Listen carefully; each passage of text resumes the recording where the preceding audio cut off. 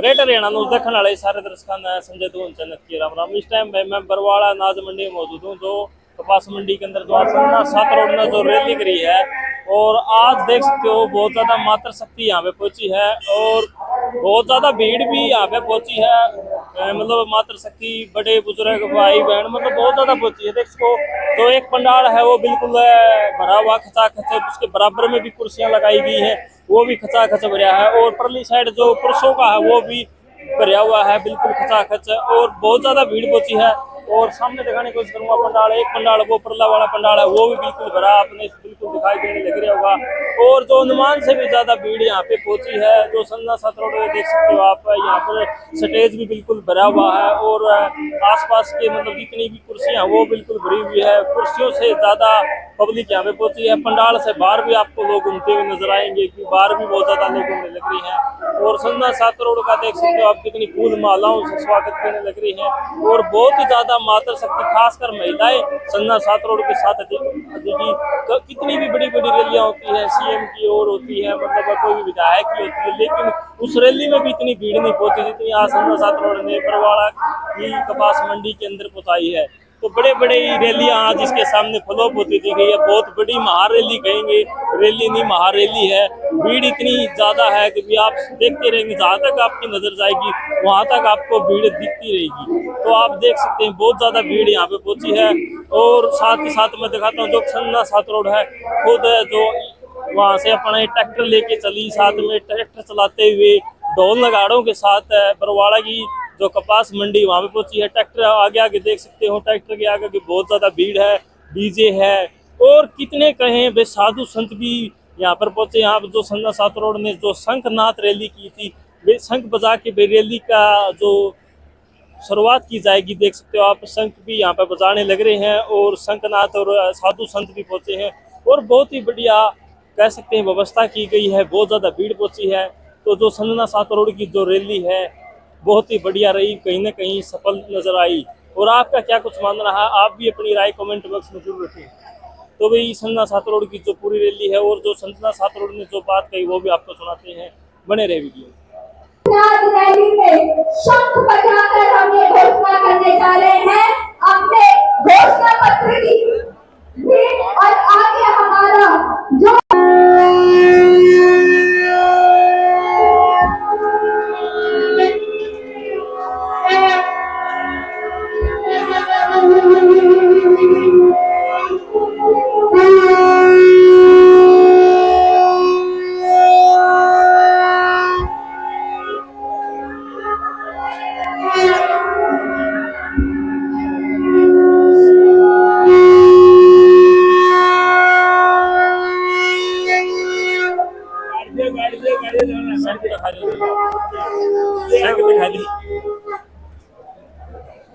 Negative बनाएंगे।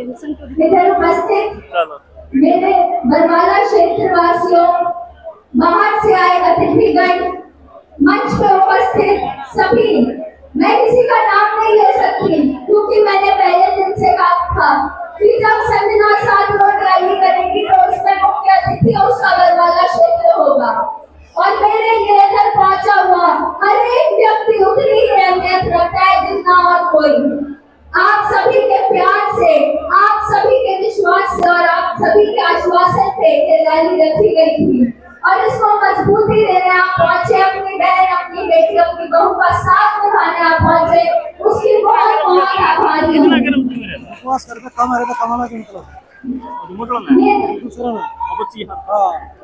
ये जो रैली है ये सिर्फ रैली नहीं है, ये है विचारधाराओं की रैली, ये है विचारधाराओं को आगे बढ़ाने की एक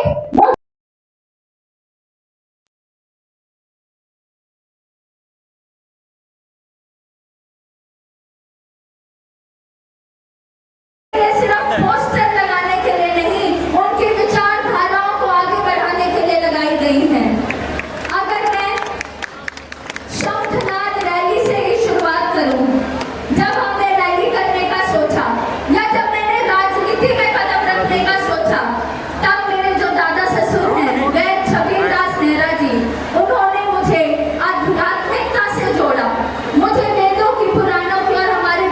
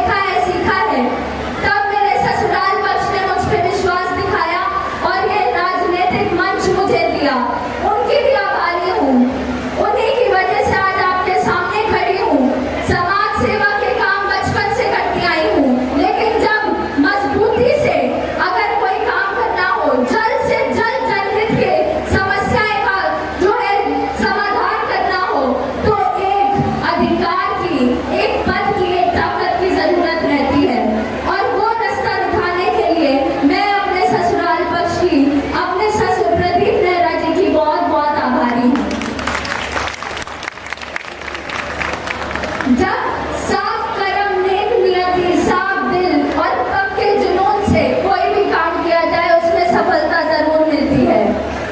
स्वामी विवेकानंद जी ने कहा था, उठो जागो और तब तक मत रुको जब तक तुम्हारे लक्ष्य तुम्हें ना मिल जाए, क्योंकि अगर व्यस्त रहोगे तो हर एक काम आसान लगेगा, वही सुस्त रहोगे तो कोई काम नहीं कर पाओगे।